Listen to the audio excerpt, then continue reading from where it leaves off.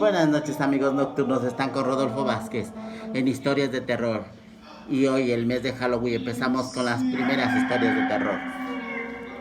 Se titula La Maqueta. Cuando Natalie llegó al pueblo, estaba encantada, ya que ella provenía de un lugar muy parecido. Ella tenía un hobby muy especial, el cual era hacer maquetas o réplicas exactas de los lugares donde iba, así que decidió hacer una del pueblo, incluyendo todas las casas, edificios, parques y hasta el pequeño cementerio, en el que muy curiosamente solo había una sola tumba, lo cual pareció muy extraño. Al preguntar a un anciano en el pueblo, y este le contestó la historia de una niña que una vez fue poseída por un demonio, la cual intentaron ayudar, pero fue imposible y la niña murió.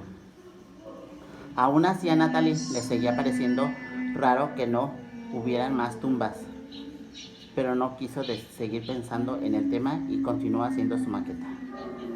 Una noche, mientras recorría el pueblo para lograr captar todos los detalles, se tropezó con una pequeña niña que parecía estar muy triste, sentada en la orilla de la calle. Se veía muy triste y callada, así que Natalie se acercó a ella para hablarle. Hola niña, ¿estás perdida? ¿Dónde están tus padres? ¿Puedo jugar contigo? ¿Me ayudarás?, le preguntó la niña. Claro, claro.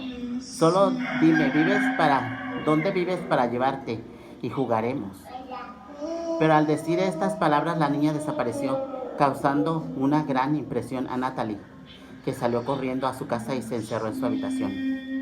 Al día siguiente estaba trabajando en su maqueta, pero misteriosamente había 4 tumbas más, aparte de la tumba de la niña. Natalie no las había hecho, pensó que tal vez alguien había entrado a su casa y así que, por su seguridad, colocó una cámara en la habitación donde tenía la maqueta. Fue a preguntar si alguien había visto algo, pero se encontró con la terrible noticia de que una familia de 4 personas, padre, madre, hijo, hija, habían amanecido muertos dentro de su casa, sin una aparente razón, ni problemas de salud, lo que tenía alarmados a todos en el área. Natalie le preguntó al anciano sobre la niña con la que se había encontrado la noche anterior y él se puso muy nervioso.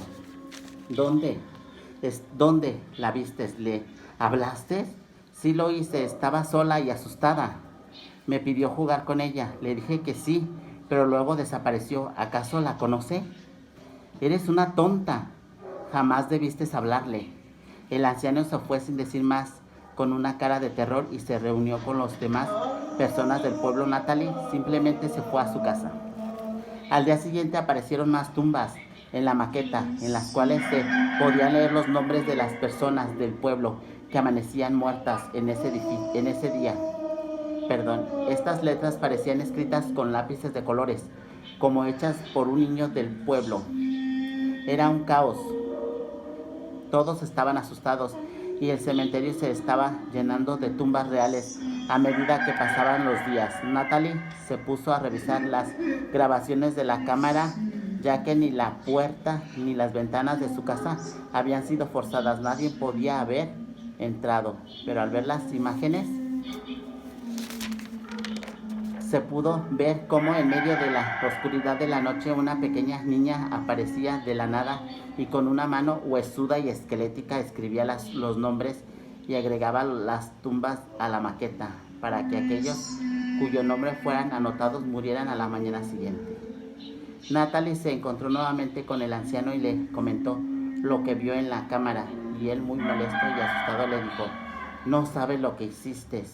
Ella siempre se aparece a alguien, pero hay que ignorarla. Al hablarle le has traído a este mundo y no parará hasta acabar con todo el pueblo. Tú no sabes lo que es ella, no sabes lo que aquí pasó. ¿De qué se quiere vengar? Dígame.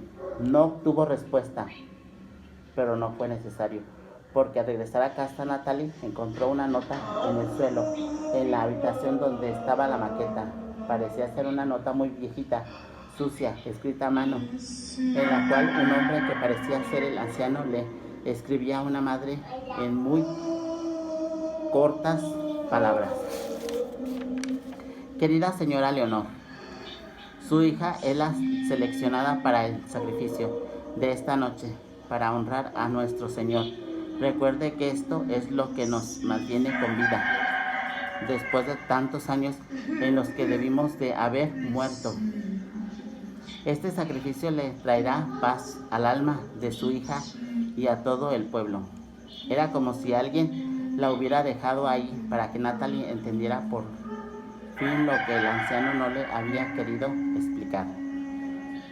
Y el motivo de la venganza de la niña. Natalie estaba petrificada, pero logró dormirse. A la mañana siguiente, el cementerio en la maqueta estaba completo. Todas las tumbas con todos los nombres que faltaban de las personas del pueblo estaban listas. Natalie se asustó y salió de la casa, pero era como un lugar fantasma. No se escuchaba nada. Ella entraba a la casa de las personas y todos estaban muertos de maneras horribles, pero el peor fue el anciano.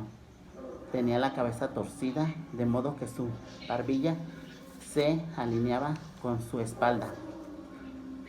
Todo era muy terrorífico. Al salir, la niña estaba parada en mitad de la calle, mirando fijamente a Natalie, que parecía ser la única a salvo de la maldición. Esa noche Natalie estaba muy atormentada, empacando todas sus cosas para salir de una vez por todas de aquel infernal pueblo. Y mientras lo hacía, escuchó un ruido arriba de la habitación donde estaba la maqueta. Natalie fue a ver, caminando muy lentamente. Al entrar todo estaba oscuro, pero logró ver la silueta de la niña corriendo de la habitación. Intentó salir muy aterrorizada, pero al ver la maqueta, en ese pequeño cementerio había una nueva tumba con un nuevo nombre. Esta vez decía: aquí descansa Natalie, 1995-2015. Natalie quedó paralizada y se dio cuenta que había desatado una fuerza infernal que no solo buscaba la venganza sobre del pueblo, sino de todo aquel al que quisiera le hable o acepte jugar con ella. La niña se acercó a Natalie, la cual solo temblaba y no podía ni siquiera gritar, preguntándole: ¿ahora jugarás conmigo? Bueno, amigos nocturnos, seguimos con la siguiente historia. Se titula La leyenda de la plaza de Carcamanes. Los hermanos Nicolás y Arturo Carcamán llegaron a Guanajuato hace siglo y medio, procedentes de Europa. Eran comerciantes y vivían con tranquilidad en una casa cerca de la plazuela de San José. En una noche se encontraron en la plazuela los cuerpos de los hermanos, quienes habían sido brutalmente asesinados, así como a una bella joven con una grave herida en el pecho. Narran que los hermanos se pelearon a muerte por despecho de amor. Arturo sobrevivió solo para dar muerte a la mujer infiel y después suicidarse. Se dice que por ese rumbo, cuando cae la noche, se les ve lamentando su fatídica suerte. Bueno, y eso es todo. Seguimos con el siguiente relato. Se titula El fantasma de Vizcaínas. San Ignacio de Loyola, Vizcaínas, es una escuela muy antigua, construida a mediados del siglo XVIII, fundada por vascos residentes en la Nueva España, encabezados por Francisco de Echeveste, Manuel de Albaco y Ambrosio de Maeva, en un edificio barroco construido por el arquitecto José Miguel de Rivera Saravia y que ocupa una manzana entera en el centro histórico de la Ciudad de México.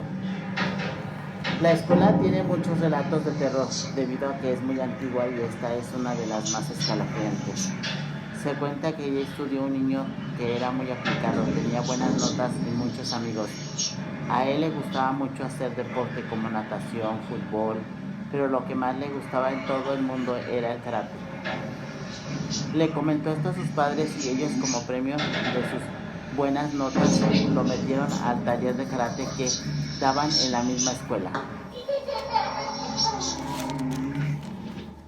Él era el que más ganas le echaba de todos los niños que estaban en el taller, por eso todos lo admiraban, incluso el profesor. A él le gustaba tanto, pero tanto, que soñaba con llegar a ser un profesor de karate algún día. Poco tiempo después, cuando al fin estaba por conseguir su cinta negra con la que había soñado tanto tiempo, el taller cerró por causas desconocidas y a los papás les regresaron su dinero sin decir nada. Cuando el niño se enteró de esto, entró en una profunda depresión. Dejó de ser aquel niño con buenas notas para convertirse en un niño muy de pésimas notas y varios exámenes reprobados. También dejó de ser aquel niño aplicado para convertirse en el más problemático del salón, pues le pegaba a sus compañeros y amigos, y la maestra lo había llevado a la dirección varias veces. Extrañaba tanto el taller de karate que por las noches soñaba que le entregaban su cinta negra y la habitación estaba llena de aplausos, pero luego se echaba a llorar al darse cuenta que solamente era un sueño. Una vez estaba peor, ya que no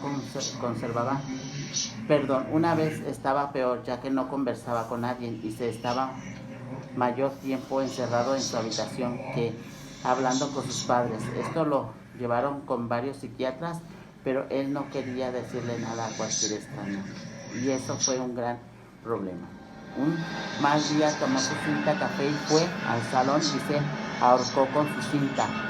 Arrojó sangre por la boca porque obviamente se había lastimado severamente la garganta. Él estaba llorando, estaba arrepentido de haber hecho eso por una tontería. Si lo hubiera pensado mejor, le habría dicho a sus padres para tomar el taller en otro lugar. Y eso fue lo último que pensó antes de perder la vida. Se hizo el funeral del niño y todos sus familiares y amigos estaban muy deprimidos por el suicidio del niño. Sus padres eran los más afectados, pero murieron al caer en un precipicio durante un viaje en carretera, un mes después de la muerte del niño. Pero cuenta la leyenda que todos los días a la medianoche, cuando ya no queda nadie dentro de las instalaciones del colegio, se enciende y apaga la luz del salón y el espíritu del niño corre alrededor de todo el salón de karate y se pone a gritar: ¿por qué lo hice? ¿Por qué lo hice? Ya que estaba arrepentido de haberse suicidado cuando pudo haber vivido mucho más tiempo. Bueno, ¿tú te atreverías a estudiar en ese colegio?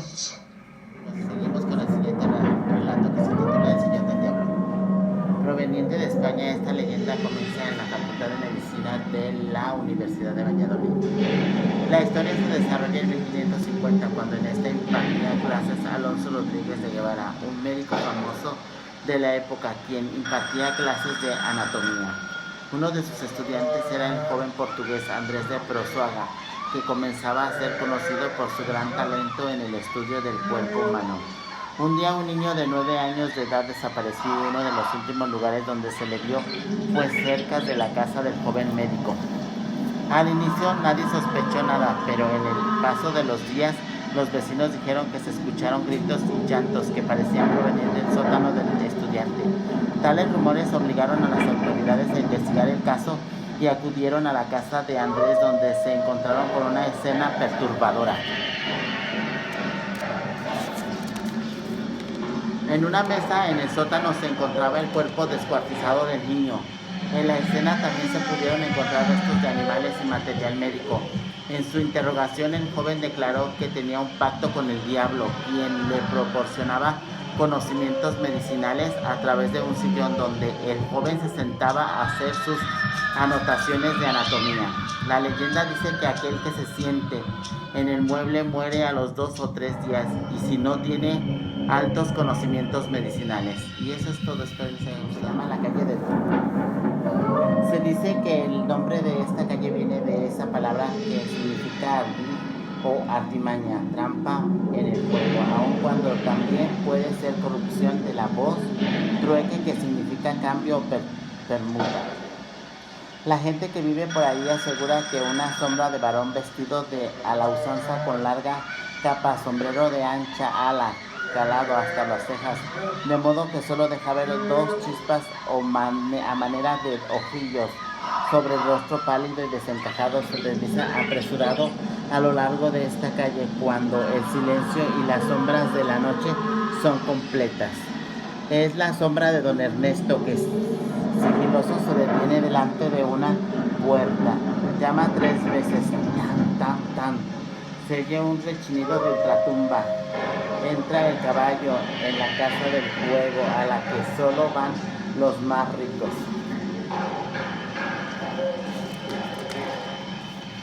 Se juega en grande, primero las bolsas repletas de oro, después las fincas, luego las haciendas. Es mal día para don Ernesto. Ha perdido 3 o 4 de sus mejores propiedades. Está nervioso como nunca. La fortuna le ha dado la espalda. Hace un recuento en la mente y advierte que lo había perdido todo. No todo, amigo, aún queda algo de valor. El diablo lo supiera. ¿Qué es? Y va, es una jugada por cuanto habéis perdido en el primer agur. Agrega la primera voz. Don Ernesto fuera de sí exclamó: ¿a qué os referéis? Decilo de una vez y haced el ademán de incorporarse. Calma, calma, agrega el contrincante. Que tengas vuestra madre, grita de nuevo el desafortunado caballero. Su adversario se inclina sobre la mesa para musitar unas palabras al oído de don Ernesto. No, por Dios, ella no, grita el perdidoso en el colmo de la exaltación. Resolveos, así podéis recuperar vuestras riquezas. Transcurren unos instantes de lucha en el interior del sombrío jugador y al fin exclama: sea pues a la carta mayor. Su amigo parsimoniosamente coloca sobre la mesa 2 cartas, una sota de oros y un 6 de espadas. A la sota, grita don Ernesto, temblando de emoción. Se deslizan los naipes fatídicos: 7 de bastos, 3 de oro, caballo de copas y al fin aparece la carta maldita, el 6. Perdéis nuevamente. El caballero queda mudo, sin moverse, como desplomado sobre sí mismo. Ha jugado a su bella esposa. Ese hombre de palabra y tiene que cumplir. Esa vez su adversario fue el propio diablo. Por eso don Ernesto no vio una sola jugada. Por eso es que se le conoce por la calle del Trueco. Y eso es todo. Los niños del cementerio. Todos los días Dana tomaba el camino del cementerio como una ruta para llegar más rápido a su casa. No importaba si era de noche, Dana pasaba entre las tumbas sin ningún temor y en pocos minutos estaba en su casa. Los amigos de Dana no podían creer cómo la joven era tan valiente para entrar sola por las noches al cementerio. Era tan antiguo que incluso algunas tumbas se habían abierto con el tiempo, dejando ver un hoyo oscuro y algo escalofriante. Dana conocía el camino de memoria, por lo que, aunque el cementerio era grande, podía tomar un atajo y llegar a su destino sin inconvenientes. Al menos hasta ese día en que la joven jamás volvería a ver el cementerio sin temor. Una noche, tras haber salido del trabajo, Dana saludó al velador del cementerio y emprendió su camino. Pero antes de hacerlo,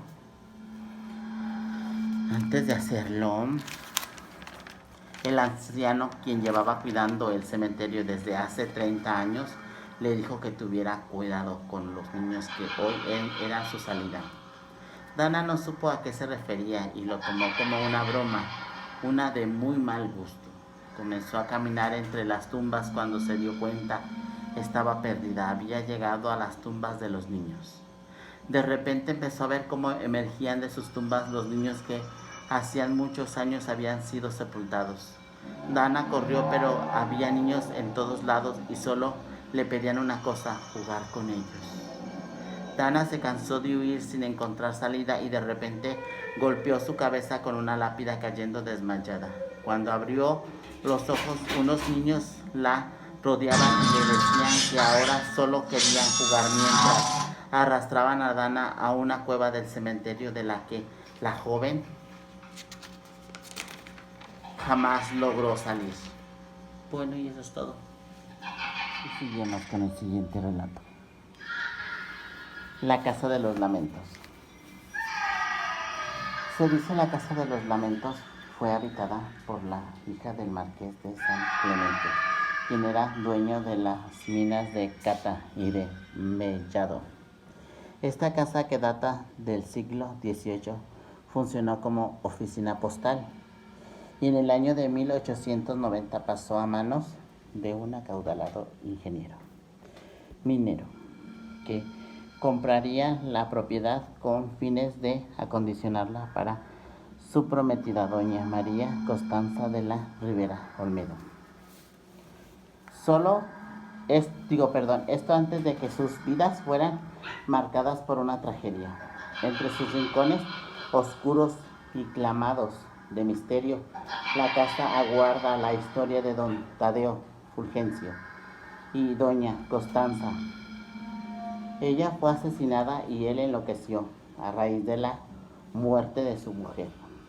Constanza fue asesinada en un asalto fallido. Esto provocó que Tadeo perdiera la razón. En su dolor buscó a una bruja para que lo ayudara a contactar a su mujer en el más allá. La bruja le enseñó rituales de magia negra, a Tadeo, entre los cuales se incluían sacrificios humanos. En la casa se hallaron restos humanos y libros de magia negra. En el interior de la Casa de los Lamentos podrás conocer los pasadizos preferidos de don Tadeo. Los pasatiempos preferidos de don Tadeo Fulgencio, sus deseos, su tragedia, su venganza, disfrutando de una leyenda más de la ciudad de Guanajuato. Si deseas descubrir la historia que encierra este lugar y está acostumbrado a las emociones fuertes y al misterio, visita la Casa de los Lamentos. Bueno, amigos nocturnos, y seguimos con el siguiente relato. Es la psíquica. Soy una psíquica y me llamo Valentina. Les voy a contar lo que me pasó en una sección espiritista. Estaba invocando al esposo de una clienta. Se apoderó de mí el espíritu de un asesino. El refugio de aquel asesino fue el infierno, pues en vida fue un niño maltratado y sometido a terribles violaciones por parte de su familia. Un día aquel niño, llorando y lleno de odio a su familia, hizo un pacto con el diablo. Con apenas 7 añitos, el diablo cumplió sus deseos. A los 15 años su primera víctima fue su novia, la cual fue mutilada y arrojada al fuego para que su cuerpo no fuera encontrado. Su segunda víctima fue una sexoservidora, la cual fue estrangulada.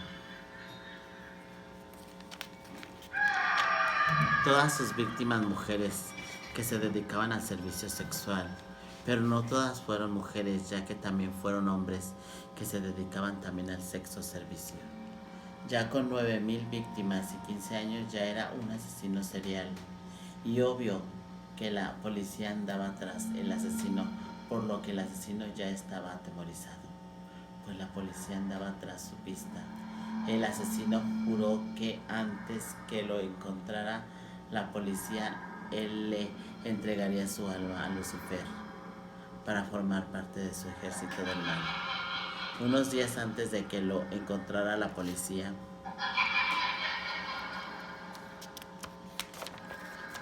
él robó a una bebé de tan solo 3 meses de nacida. La bebé fue ofrecida a Lucifer. El asesino pedía a Lucifer ser protegido de caer a la cárcel. El alma de la bebé era inocente ante Lucifer. Lucifer aceptó el pacto con el asesino y se manifiesta en una inmensa nube negra y una fuerte tormenta, rayos y relámpagos. Así el maligno le le concede el favor, cayéndole un rayo al asesino. El cuerpo del asesino queda totalmente calcinado. Ahora el mismísimo Lucifer lo tortura a placer. El asesino me dijo que es muy horrible ser castigado por Lucifer que por las autoridades.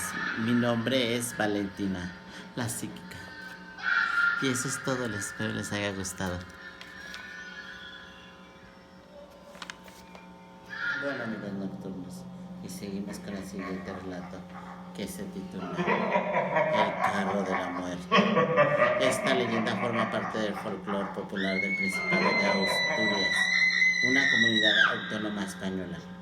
Se trata de un carro que vuela por los cielos en busca de los moribundos para llevarse sus almas.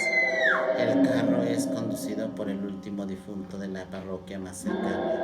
En algunas versiones va tirando por caballos invisibles y utiliza ruedas de corcho para no producir ningún sonido y no alertar a nadie de su presencia. El carro se para enfrente de la casa de la persona que va a morir. Luego grita el nombre de la persona acompañado de alguien que lo busca. Cuando ésta sale, el conductor lo sube al carro y se lo lleva al más allá. También se dice que va acompañado de la huesita, nombre que se le da a una procesión de almas que vagan por las noches y que visitan las casas donde habrá un muerto. En ocasiones se dice que los fallecidos son familiares o conocidos de la persona que va a morir. Y eso es todo, espero les haya gustado.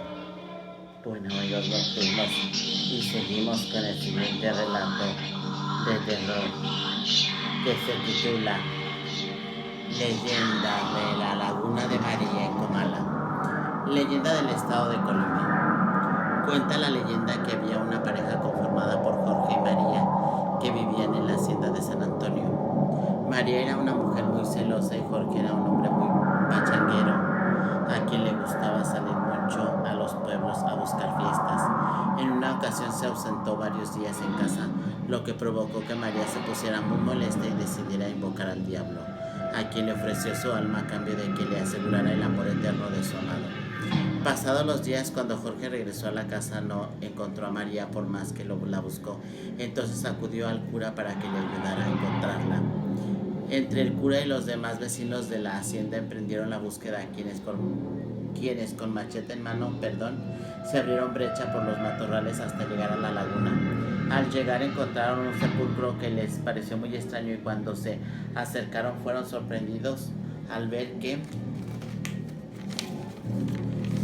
del sepulcro salía del cuerpo de María, el cual se fue flotando hasta el centro de la laguna, donde finalmente cayó y se hundió. Desde entonces a esta laguna se le llama La María y todavía se encuentra el sepulcro de donde salió el cuerpo de la mujer. Bueno, y eso es todo. Espero les haya gustado. Bueno, y seguimos con el siguiente relato, que se titula La leyenda de la princesa de la Mufa. Se dice que en el cerro de la Mufa habita una princesa encontrada de rara hermosura, que en las mañanas de cada uno de los jueves festivos del año sale al encuentro del caminante varón pidiéndole que le conduzca en los brazos hasta el altar mayor de la que hoy es la Basílica de Guanajuato, y que al llegar a este sitio envolverá al esplandecer la ciudad encantada, toda de plata, que fue esta capital hace muchos años, y que ella, la joven de hechizos, recobrará su condición humana. Pero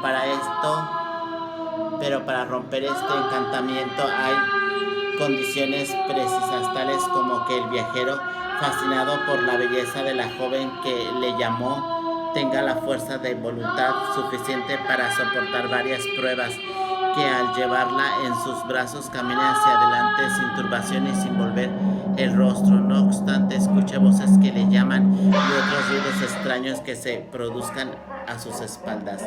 Si el elegido pierde la serenidad y voltea hacia atrás, entonces la bella muchacha se convertirá en una horrible serpiente y todo terminará ahí.